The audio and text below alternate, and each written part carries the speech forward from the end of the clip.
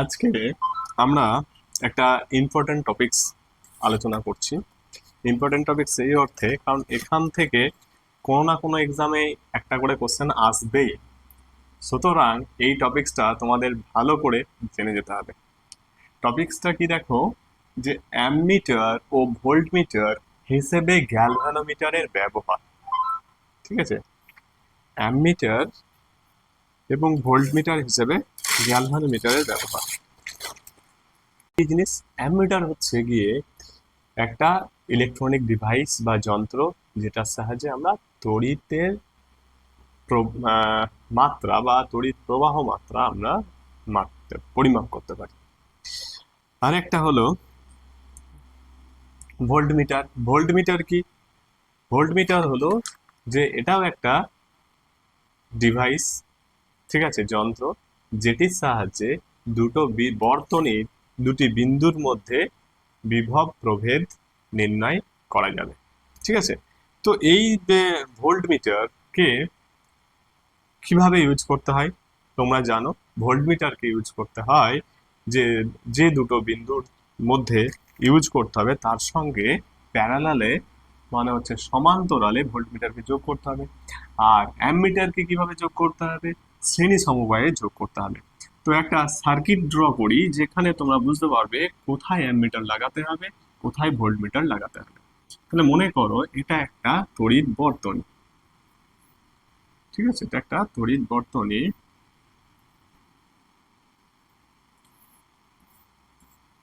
এটা তোমরা আগেই কার্সপ সূত্র যখন চ্যাপ্টারটা পড়েছো, সেই কার্সপ সূত্রের সঙ্গে এটা তোমরা পড়ে অলরেডি রেখেছো। এটা একটা হচ্ছে মনে করো তড়িৎ বর্তনী। এখন বিষয়টা হচ্ছে যে কোন কোন অংশের প্রবাহ মাত্রা আমরা, বর্তনীর কোন অংশের প্রবাহ মাত্রা আমরা নির্ণয় করতে চাই। ঠিক আছে, যদি মনে করো ঠিক এই অংশে প্রবাহ মাত্রা নির্ণয় করতে চাই, ঠিক আছে, তার শ্রেণীতে ইউজ করব। এই অংশে, মানে এই সাইডে কত কারেন্ট যাচ্ছে সেটা পরিমাপ করার জন্য ঠিক এই অংশে শ্রেণী সমবায়ে যুক্ত করতে হবে অ্যামমিটারটা। মানে এখানে অ্যামমিটারটাকে যোগ করব। অ্যামমিটার কোথায়? যে এই বর্তনীর মধ্যে কতটা প্রবাহ যাচ্ছে। যদি আই যায় তাহলে আই এই বর্তনীর প্রবাহ মাত্রা নির্ণয় করার জন্য এই বর্তনীর শ্রেণী সমবায়ে যোগ করতে হবে। এবার দেখো বিষয় আছে, অ্যামমিটারের দুটো টার্মিনাল আছে। দেখবে অ্যামিটারের পজিটিভ আর নেগেটিভ টার্মিনাল থাকে, মানে প্রান্ত থাকবে। দুটো ওয়্যার থাকে, একটা রেড কালারের থাকবে, একটা রেড কালারের নব থাকবে বুঝতে পারো, আর একটা ব্ল্যাক কালারের থাকতে পারে, রেড বা ব্রাউন থাকতে পারে এদিকে। এটা তাহলে ব্ল্যাক কালারের থাকবে পরেরটা। তো রেড বা ব্রাউন কালারের যেটা, সেটা যেদিকে ধনাত্মক প্রান্ত রয়েছে সেই দিকটাতে যোগ করতে হবে। মানে এটাকে অ্যামিটারের পজিটিভ, অ্যামিটারের নেগেটিভ হিসাবে ধরে নিতে পারি। যদি উল্টো কানেকশন করে দাও তাহলে অ্যামিটারের কোনো বিক্ষেপ পাবো না। কারণ অ্যামিটারের মধ্যে কি থাকবে? অ্যামিটারের মধ্যে যে বেসিক যে জিনিসটা থাকবে সেটা হচ্ছে গ্যালভানোমিটার। ঠিক আছে, তো গ্যালভ্যানোমিটার থাকবে। তাহলে গ্যালভ্যানোমিটারের এখানে গ্যালভ্যানোমিটারে যেমন ধরো, যদি গ্যালভ্যানোমিটার তোমরা ইনস্ট্রুমেন্টে প্র্যাকটিক্যাল ল্যাবে দেখে থাকো, তো গ্যালভ্যানোমিটারের যে পয়েন্টার বা কাঁটা রয়েছে সেটা দুই দিকে বিক্ষেপ ঘটে। একবার এইদিকে হতে পারে, একবার এইদিকেও হতে পারে। মানে ধরো এটা হচ্ছে গ্যালভ্যানোমিটারের, এটা যদি গ্যালভ্যানোমিটারের পয়েন্টার ভাবো, তো এটা ঠিক জিরো বিন্দুতে থাকবে, মানে নাল বিন্দুতে থাকবে। তার বিক্ষেপ যদি কারেন্টটা অন্য একদিক থেকে, যে এইদিকে যদি এইদিকে যায়, তো পয়েন্টার এইদিকে বিক্ষেপ হবে। আর যদি কারেন্ট এদিক থেকে এইদিকে আসে তো এইদিকে বিক্ষেপ হবে। এখন অ্যামমিটারকে এখানে এই অ্যামমিটারে ওই কাঁটার দুই দিকে বিক্ষেপ করা হয় না। মানে যেখানে নাল পয়েন্ট জিরো থাকে সেই অংশটাই এর জিরো হিসেবে থাকে। ঠিক আছে, আর এই দিকে ঘুরতে পারবে না, কারণ এখানে একটা বাধা দেওয়াই থাকে আগে থেকে। তাহলে এর একমাত্র যাওয়ার রাস্তা হচ্ছে এই সাইডে। জিনিসটা বোঝাতে পারলাম?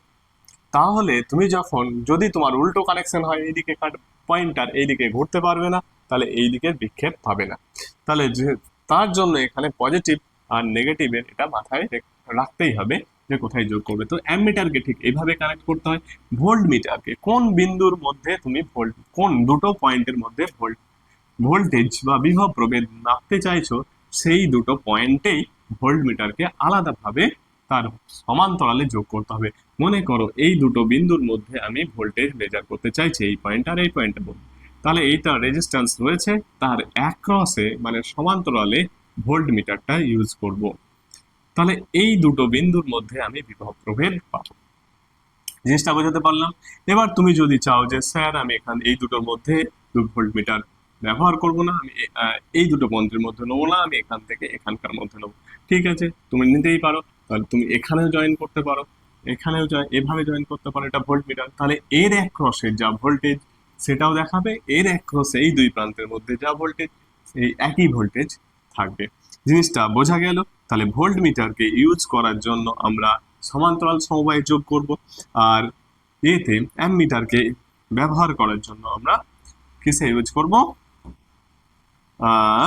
শ্রেণী সমবায়ে যোগ করব। এই জিনিসটা ক্লিয়ার হলো। এবার অ্যামমিটারের একটা বেসিক জিনিস আছে কি, অ্যামমিটারের রেজিস্ট্যান্স অলওয়েজ, এইটা কিন্তু খুব একটা ভাইটাল জিনিস। অ্যামমিটারের রেজিস্ট্যান্স কি হবে? অ্যামমিটারের রেজিস্ট্যান্স খুব লো হয়, মানে এর মধ্যে যেন কারেন্ট, এখানে যে কারেন্টটা যাচ্ছে সে যেন কোনো পোটেনশিয়াল বিভব পার্থক্য বেশি তৈরি করে না দিতে পারে, বা এই কারেন্ট ফ্লোকে, এই কারেন্ট প্রবাহের উপর কোনো প্রভাব তার ওই রেজিস্ট্যান্সের থাকে। তার জন্য একটা আদর্শ অ্যামমিটারের রোধ হবে 0, ঠিক আছে। তাহলে এবার গ্যালভ্যানোমিটারের রোধটা তো জানো, গ্যালভ্যানোমিটারের রোধ অলমোস্ট মোটামুটি যদি আমরা বলে থাকি যে 400 উপরেই থাকে, 499 থাকতে পারে, 500 থাকতে পারে, এরকম ভাবে এর রেজিস্ট্যান্স কি 400 ওহম, এগুলো সব ওহমে থাকতে পারে। তাহলে এখানে তো অনেক বেশি, তাই না? এখানে রেজিস্ট্যান্সটা অনেক বেশি, তাহলে অ্যামমিটার কি করে পাচ্ছি? গ্যালভানোমিটার থেকে অ্যামমিটার করতে পারবো কিভাবে? তাহলে এইটা এখানে একটা বিষয় রয়েছে যে কিভাবে রেজিস্ট্যান্স আমরা এইটার, এখানে রেজিস্ট্যান্স আমরা কিভাবে কমাবো বলো। 400 আছে, তাহলে রেজিস্ট্যান্স আমরা খুব কম কিভাবে করব? তাহলে এখানে দেখো বর্তনীতে বলছি এটা একটা 400 এর রেজিস্ট্যান্স রয়েছে, এটা তোমাদের ম্যাথেও একটা ভালো একটা কনসেপ্ট, তোমরা ধারণা বা এটাকে মনে রাখতে পারো। তাহলে এখানে আমরা এই যে এই যে সিরিজ রয়েছে, ধরো এ আর বি বিন্দু, এটা জানি যে এটা আপনাদের কাছে আছে 400 ওহম। তাহলে এই দুটো বিন্দুর মধ্যে 400 অলরেডি রাখা আছে, এর থেকে আমরা কিভাবে এইটাকে খুলতে পারবো না, যেহেতু গ্যালভানোমিটার ইনস্ট্রুমেন্টের আছে আমার যোগ করতেই হবে, তাহলে খুলতে পারবো না। তাহলে আমার রেজিস্ট্যান্স কি করে কমাতে পারি? কি করে কমাতে পারি? এখানে একটা লো রেজিস্ট্যান্স অ্যাড করে দাও, প্যারালালে লাগিয়ে দাও। তাহলে লো রেজিস্ট্যান্স কত লাগবে? যদি 1 ওহম, মনে করো 1 ওহম রেজিস্ট্যান্স লেখা হলো, এটা 4 ওহম রেজিস্ট্যান্স রয়েছে, তাহলে এদের যে তুল্য রেজিস্ট্যান্স হবে সেটা কি হয়? যে 1 ওহম রেজিস্ট্যান্সের থেকেও কম রেজিস্ট্যান্স। বোঝা গেল? তুল্য রোধে তোমরা ক্যালকুলেশন করো। আচ্ছা দেখো তুল্য রোধটা দেখে নাও। তাহলে এটার যে তুল্য রোধ আর ইকুইভ্যালেন্ট, মানে are parallel equivalent, equal to কি আসছে? 400 ইন্টু 1/400 প্লাস 1। তাহলে বিষয়টা কি হলো? 400, তাহলে 400/400 তাহলে বোঝা যাচ্ছে এইটা কি আছে, উপরে দেখো লবে 400 400, নিচে 401, তাহলে অবশ্যই এটা লেস দ্যান 1। তাহলে কি হলো না, 1 ওহমের থেকে এখানে কম রেজিস্ট্যান্স হয়ে গেল। তাহলে বিষয়টা বোঝা যাচ্ছে। তাহলে এখানে তাহলে অ্যামমিটার, গ্যালভানোমিটার, তাহলে অ্যামমিটারকে করার এখানে আইডিয়াটা পেয়ে গেলে কি, যে গ্যালভানোমিটারের সঙ্গে যদি আমি একটা শান্ট মানে হচ্ছে নিম্নমানের রোধ প্যারালালে যোগ করি, তাহলে তার রেজিস্ট্যান্স কিন্তু কমে যাবে। যার জন্য আমরা কি হলো, এটা একটা কম মানে নিম্ন রোধের একটা তড়িৎ পরিমাপক যন্ত্র। বোঝা গেছে? ওকে, তাহলে অ্যামমিটার সঙ্গে ডিসকাস করা হলো। তাহলে ভোল্ট মিটারটা আমরা এবার ভোল্ট মিটার নিয়ে কিছুটা ডিসকাস করি। দেখো ভোল্ট মিটারটা কি,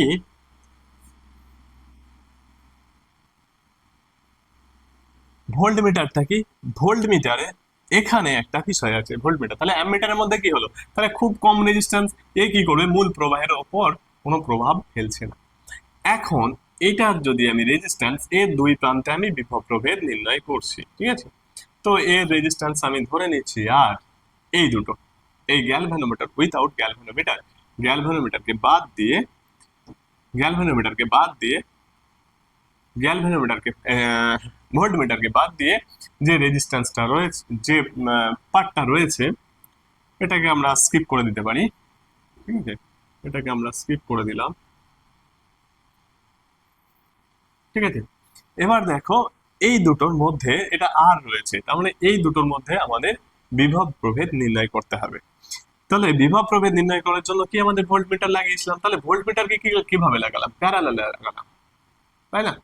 তাহলে এখানে যে মূল প্রবাহ, এর যে মূল প্রবাহ,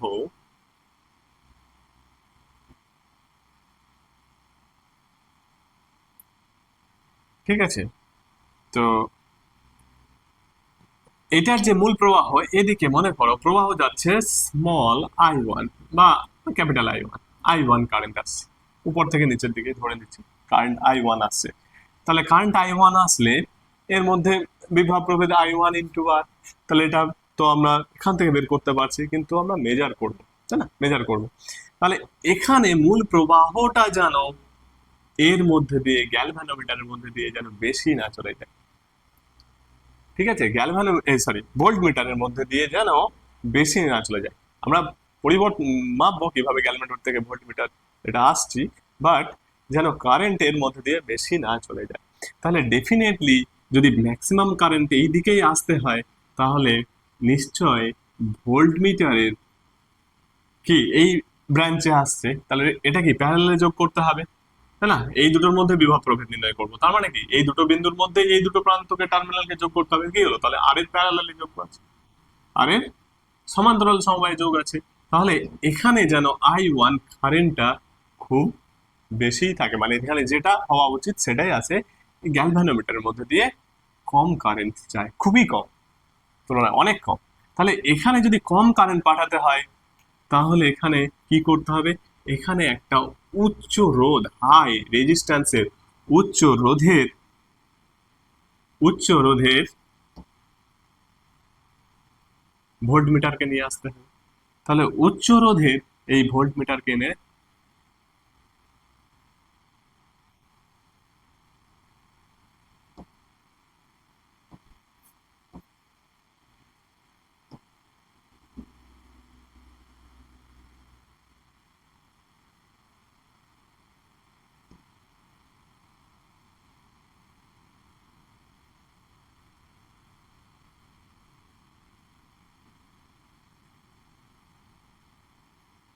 ঠিক আছে, এই ভোল্টমিটারকে কিন্তু নিয়ে আসা হলো। ওকে, তাহলে দেখো ভোল্টমিটারকে নিয়ে এসে এখানে লাগানো হলো। তাহলে এখানে কি হলো যে এর রেজিস্ট্যান্স অনেক বেশি উচ্চ হতে হবে। তাহলে এখানে আমি এর রেজিস্ট্যান্সকে এক্স বলছি, এক্স বলে দিলাম, এক্স। আর গ্যালভানোমিটারের রেজিস্ট্যান্স কত আছে, গ্যালভানোমিটারের রেজিস্ট্যান্স একটা থাকবে, ভোল্টমিটারের নিজস্ব একটা রেজিস্ট্যান্স ভোল্টমিটারতে বানানো হবে গ্যালভানোমিটার থেকে। ঠিক আছে, এটা এটা মনে করো টোটাল টাইমস, ধরে নিচ্ছি যে এই পুরোটার এখান থেকে এটার রেজিস্ট্যান্স এক্স, তাহলে এক্স অবশ্যই গ্রেটার গ্রেটার দেন আর হতে হবে। ঠিক আছে, যাতে করে ম্যাক্সিমাম কারেন্ট এর মধ্যে দিয়ে যেতে পারে। আর ভোল্ট মিটারের মধ্যে খুব অল্প পরিমাণে কারেন্ট যায়। তাহলে একটা আদর্শ ভোল্ট মিটারের রেজিস্ট্যান্স হওয়া উচিত অসীম, যার জন্য ওর মধ্যে দিয়ে কারেন্ট যেন খুব সামান্যতম বা প্রায়, হ্যাঁ, শূন্য, এরকম কারেন্ট যেন ভোল্ট মিটারের মধ্য দিয়ে পাস হয়। বোঝা গেল? তাহলে দেখো গ্যালভানোমিটারের একটা তো কি আছে, একটা নির্দিষ্ট রেজিস্ট্যান্স রয়েছে।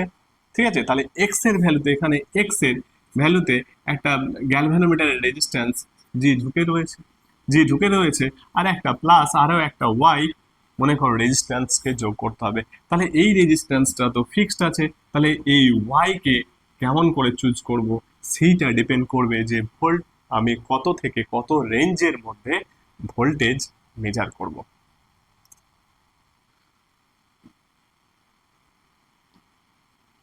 ঠিক আছে, জিনিসটা বোঝা গেল? তাহলে গ্যালভানোমিটার, তাহলে এই রেজিস্ট্যান্সটা ভীষণ হাই হতে হবে, অনেকটাই বেশি হাই হতে হবে। ঠিক আছে, মানে অলমোস্ট এটা মনে রাখো, y equal to n Times G, y equal to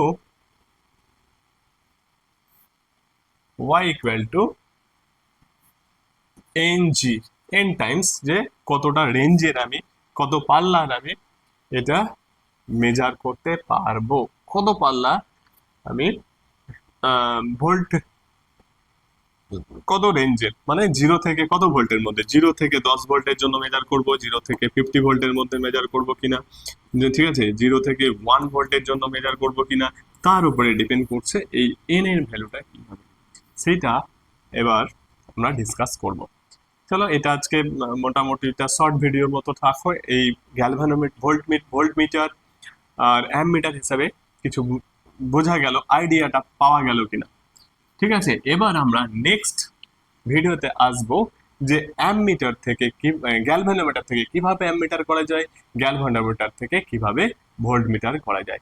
ঠিক আছে, এর আগে এইটা অবশ্য বুঝতে পারছো কিনা বলো, যে তাহলে আমাকে রেজিস্ট্যান্সটা গ্যালভানোমিটারের সঙ্গে কিভাবে যোগ করতে হতে পারে। তাহলে এটা যদি গ্যালভানোমিটার হয়, জি, কারণ আমাকে এক্স এই রেজিস্ট্যান্সটা বানাতে হবে, তাহলে নিশ্চয়ই ওয়াইটা এর সঙ্গে, গ্যালভানোমিটারের সঙ্গে সিরিজে একটা উচ্চ রোধ যোগ করতে হবে, হাই রোধ যোগ করতে হবে, উচ্চ রোধের রোধক এখানে যোগ করতে হবে, ওয়াই, এটা কিন্তু উচ্চ, বোঝা গেল। তাহলে এখানে কারেন্ট কি হবে, কম যাবে। এখন গ্যালভানোমিটারের যে ম্যাক্সিমাম কারেন্ট যায় সেটা কিন্তু বলা থাকে, সেটা ধরে নিতে পারো আইজি। আইজি এটা কোনো গ্যালভানোমিটারের মধ্যে দিয়ে পাস করে আইজি কারেন্ট। অ্যামমিটার যদি ভোল্ট গ্যালভানোমিটার থেকে অ্যামমিটার বানানো হয়, সেক্ষেত্রেও হ্যাঁ গ্যালভানোমিটারের মধ্যে দিয়ে মানে কারেন্ট যেটা যাবে সেটা আইজি কারেন্ট যাবে, এইটা ফিক্সড। আইজি কারেন্টটা গ্যালভানোমিটার দিয়ে যাও, এটা যে কোনো প্রবলেমে এই আইজিটা কিন্তু সব অলওয়েজ ফিক্স থাকবে, বোঝা গেল। ওকে, তাহলে আজকে এতটুকু। নেক্সট ভিডিওতে আমরা কিভাবে করা যায় সেটা আলোচনা করব।